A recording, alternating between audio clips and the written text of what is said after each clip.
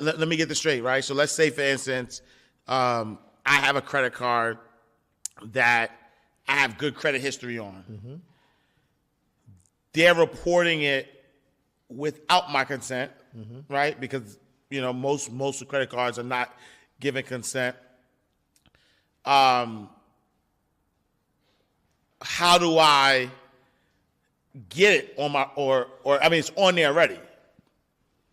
And so the only time that this is valid is when I see something I want to take off. You get where I'm going with it? You're going with it. I'm wondering, because most people who open an account, they don't intend to pay late, or they don't intend mm-hmm. for something to mess up. And so when they do open this account, they want it on their credit report. And so let's say, for instance, they do follow the steps to get it on the report. Mm-hmm.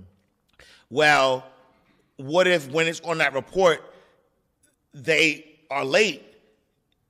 Do they have the opportunity, or do they have the right to say, you know what, forget it, I don't want it on there no more, and get it off? So you asked two questions, and they're both correct. Whatever you want reported can be reported. If the account doesn't serve you, you can delete it if you want it.